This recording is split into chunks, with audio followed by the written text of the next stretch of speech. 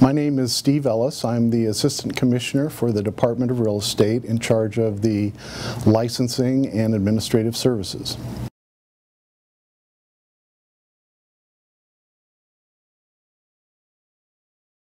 I believe the most important thing you can do when you first decide that you want to buy a home is to get pre-qualified.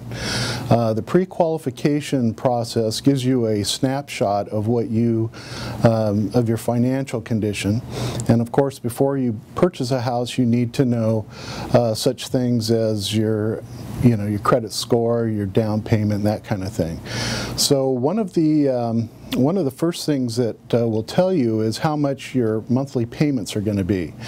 And usually when determining how much your monthly payment is, either your realtor or a financial institution will run a ratio of what your income is to what your total gross to your bills and your housing obligations. For instance, if you are making $5,000 a month and your house payment should be roughly a third of that amount.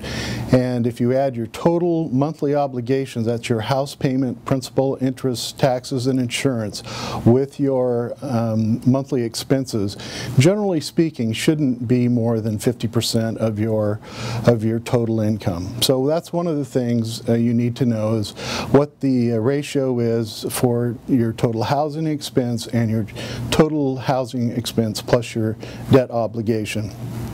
That'll also give you the price range you're looking for, because if you extrapolate into how much the monthly payment is at whatever the current market rate is, you can determine how much of a house you can afford. So before you start looking for a home, you need to have an idea what the price range is that's in your market range. This also can be impacted by how much you put down. So once you know what your financial condition is, say you want a little bit better house, you can put more money down. If you have it available, it'll tell you how much you need to put down to get into a certain house or to keep a payment at a certain level. Another thing, that when you get pre-qualified, your credit score, which is very important as a method of seeing how you measure up on a credit basis, and that is something that is used very extensively in the market. You need to know what your credit score is, and by knowing that, you can adjust it in some ways. For instance, paying off a new car you purchased that would lower your debt obligation by the amount of the car payment. You always go back and purchase a new car after you finish the home purchase, but that should be your top priority, is purchasing the home. You can always get a car later. It'll also tell you whether or not a cosigner could be needed for the purchase, a parent, or if you want to go in with another individual on the loan.